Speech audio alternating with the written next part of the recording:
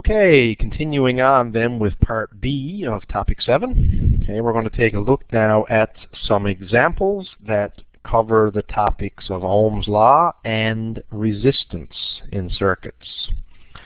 Okay, so moving right into the multiple choice questions, and remember again, this is part B. There is a part A where we go through and talk about these topics. This is the examples from the public exams. So, which of those terms would always be true for resistors in parallel and resistors in series? Well, if you think about Ohm's law, okay, when resistors are in parallel, the currents cannot be the same, because remember, when current comes to parallel resistors, it has to split off and go two or more ways. So it can't be equal, unless the resistors happen to be equal. But as a rule, it wouldn't be equal. So right away, you can rule out these two. So we know it has to be equal voltage. Okay. Now, when resistors are in series, remember, series means there's only one path. So when there's only one path, the current has to be the same everywhere. So in other words, equal current. So it has to be C. Okay, and that'll become a little more clear if you think about it in terms of the circuit laws, which is the next topic actually that we're going to look at. But anyway, this one here, two 75 ohm resistors are connected in parallel with an 18-volt battery. Well, if two resistors are connected in parallel, we want to know how much current passes through one of those resistors. Well, if we got two resistors connected in parallel, then we know the voltage drop across each of those resistors has to be still 18 volts. So, using Ohm's law, I can say I equals V over R. And the voltage across each resistor is 18, because remember, they do have equal voltage drops. So 18 over 75 ohms is going to equal my resistance. Okay, so my resistance is going to be, or sorry, my current rather, is going to be 0.24. That's what that calculation gives us, which means the correct answer is B. Remember, these are all questions off of former public exams, old public exams. Let's try this one. We got a piece of copper wire. The piece of copper wire as it is has a resistance of 1,000 ohms, cut into 5 equal lengths. Now, if you remember when we talked about one of the factors that affected resistance, we said that resistance is directly proportional to the length. So if we cut that piece of copper wire into 5 equal lengths, that means each piece has 1/5 of the resistance of the original piece, because each piece is 1/5 of the length of the original piece. So each piece has a resistance of 1,000 over 5, which is 200 ohms. So each piece of that wire now has a 200 ohm resistance. Then we connect those in parallel. See, we're not finished yet, so you can't say the answer is B. But then we connect them in parallel. Well, remember, 1 over the resistance parallel, 1 over the total resistance is going to be 1 over 200 plus 1 over 200 plus 1 over 200. We got to do this 5 times because there's 5 pieces.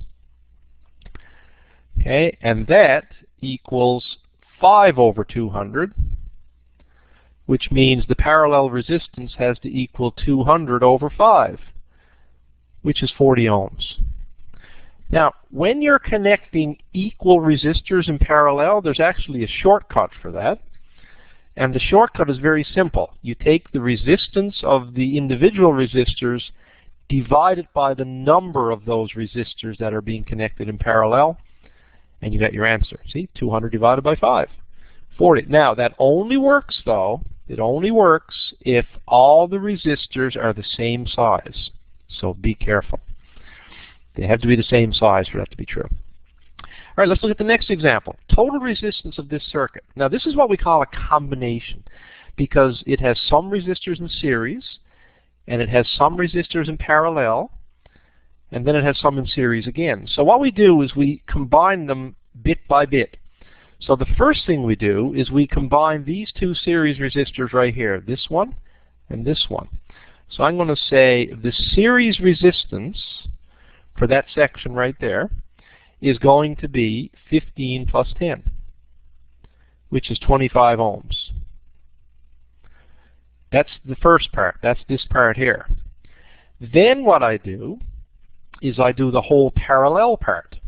So now I've got 25 and 20 in parallel. So I say 1 over the parallel resistance equals 1 over 20 plus 1 over 25.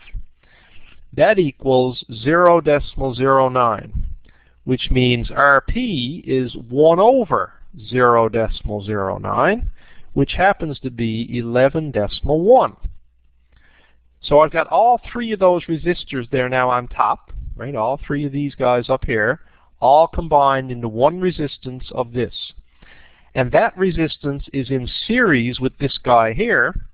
So now I can say that the total resistance is the 5 plus the 11.1 that I just combined the other three into, which is 16.1.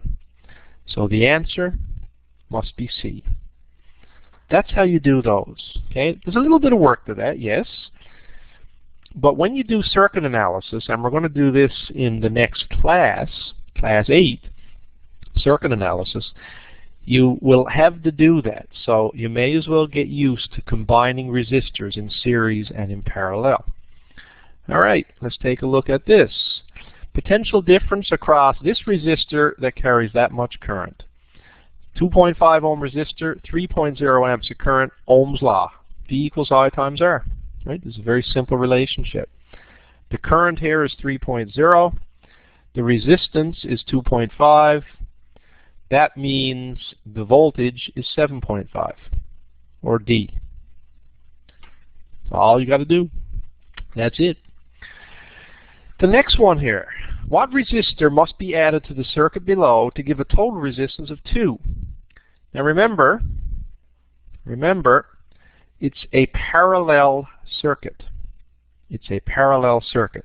So that means that 1 over the total resistance, which is 2, has to equal 1 over 5 plus 1 over 10 plus 1 over that unknown, which we call R. So that means 1 over R is equal to 1 over 2, take away 1 over 5, take away 1 over 10. And that happens to be 0.2, which means that R equals 1 over 0.2, which happens to be 5. So the answer is 5. Now, there was actually a real quick way to do this one. If you remember something that I told you a little bit or that I told you back in the first half of this recording. Remember when we talked about parallel resistances, I told you that the total resistance had to be smaller than any of the individual resistors. So since we knew the total resistance was 2, we knew that there couldn't be any resistor in that sequence there. Couldn't be any resistor there less than 2, because the 2 had to be smallest, right? So look at all the other resistances. Okay, smaller, smaller, smaller. You could have eliminated those choices right off the bat, and the only one left was the 5. If you just remembered that little simple rule that when you have parallel resistors, the total resistance has to be smaller than any of the individual resistors. So that's why it couldn't be A, B, or C anyway. Okay, so those little tricks sometimes can save you a little bit of time. So try to remember that. Which arrangement of 4 identical resistors would have the least total resistance? Well, remember, when you connect resistors in parallel, that's how you get the smallest possible resistance. So right away, you know by looking at it, since A has 4 resistors all in parallel, the total resistance would be each resistor divided by 4. That's it. That's the smallest possible you can get. As soon as you start putting stuff in series, resistors start to add up. So that's going to give you bigger resistances. So that's why it's got to be A. It's got to be. No other possibility. Correct units for electric potential. Well, all you got to remember here is V equals E over Q. Okay, normally that's volts, but E over Q, that's joules, that's coulombs, so the answer is B. Okay, if you remember that formula, the definition of electric potential or voltage, you'll get that right off the bat. Okay? Next question. What potential difference must be applied to this 26 ohm resistor in order to cause a current of 0.5 amps? Ohm's law again. V equals I times R. Simple as that. I is 0.5. R is 26. 0.5 times 26 is 13. So the answer is 13 volts. And then finally we have copper with the resistivity of that. We want to know the resistance of that copper wire if it has that length and that area. Well, there's a formula on your formula sheet that looks like this. R equals rho L over A. That's the formula we're going to use here. Because we're given all three of those numbers, aren't we? 1.7 times 10 to the negative 8. That's the resistivity of copper, it says. The length of the copper is 4.5 meters. And the cross-sectional area is 3.1 times 10 to the negative 6. Okay, put all that together, and you get 0.025 ohms. Now, that's not written there in that form. It's given in scientific notation, but it would be this choice here, C. 2.5 times 10 to the negative 2. Same number, just written in scientific notation. Now you notice here we were given the cross-sectional area. Sometimes we'll be given the radius, as you'll see in one question now in just a second. And that changes it up just a little bit. All right, total resistance between points X and Y. In other words, the total resistance of those three resistors. Well, the first thing we do is we add the two of these together because they're in series. So in other words, the resistance of this branch is 20.0 ohms. Now I've got parallel. And to deal with parallel, all I say is 1 over R parallel equals 1 over 10 plus 1 over 20. And 1 over 10 plus 1 over 20 is equal to 0.15 if you use your calculator. You could find the common denominator if you wanted to. So that means parallel is 1 over 0.15, and that gives me 6.6 repeating. So with 3 sig figs, that will be 6.67, or choice B. Choice B. Now, the next one, this time you're given the radius instead of the area. So now you're going to have to find the area. So remember, our formula was this. R equals rho L over A. All right? And this time, because we're not given the area, but we're given the radius, we can do this. We can say that's pi r squared, because a piece of wire is circular. The cross-section is circle. So the area of a circle is pi r squared. So we just substitute that in there. So keep that in mind. Now we've got 1.69 times 10 to the negative 8. That's the resistivity given. The length is only 1.0 given. Pi, we can call that 3.14. The radius is 0.0051, and it's squared. So plug all those numbers into your calculator, and here's what you get. 2.1 times 10 to the negative 4, which happens to be choice C. Okay, so the only difference in this one and the one we did just a moment ago is this time we were given the radius instead of the area.